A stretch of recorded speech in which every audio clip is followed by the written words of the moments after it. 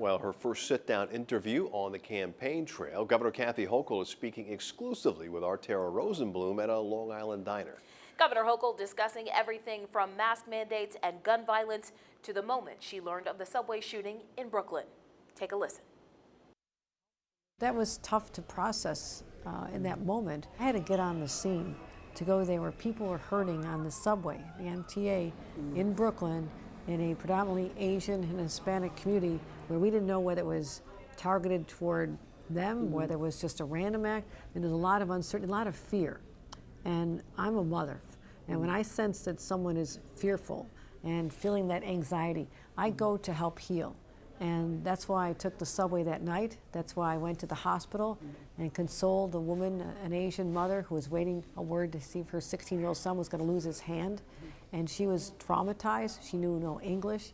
And I had the longest hug with her I've ever had in my life because she was sobbing in my arms. That is what I want to keep doing as governor, is like showing up, showing compassion, and then helping individuals. Gun violence in New York is at its highest levels that we've seen in decades. I just sat down with New York City Mayor Eric Adams, and he told me point blank, his plan will not work without your support. So, Governor, let me ask you, what are you doing to make our streets safer? Well, I'm so proud of what we accomplished. We were able to reform the bail reforms in such a way that we were able to restore violent offenses involving guns back in there instead of being removed, where you could literally commit one of these offenses, go to a judge and get an appearance ticket, which simply has the weight of a parking ticket, show up another day. Very few people thought we'd get it done, but I would not give up. And even when the budget went late, I said we're not giving up.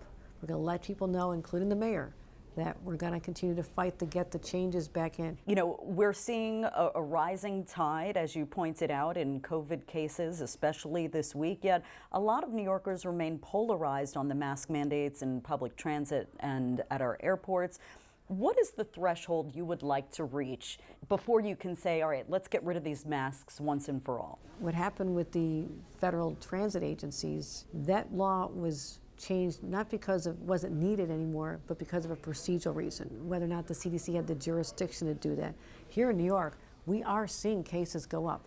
They're not going up dramatically like they did in January, but we went from feeling very good in November to having 90,000 new cases on January 12th. We're not anywhere near that, but we are seeing a trend going upwards. So now is not the time, in a very densely populated, congested environment, our subways, our trains, to say they can come off. They will come off.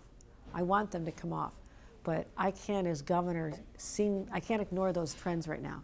If they plateau, start coming down very soon, we'll have the conversation again really soon. I want to ask you, how do you feel you have most changed the culture in the governor's office since you've been there? Can't tell you how many elected officials say they noticed a difference, who say when they call and they need help dealing with COVID or dealing with the effects of anything that's going on, we are there to help them.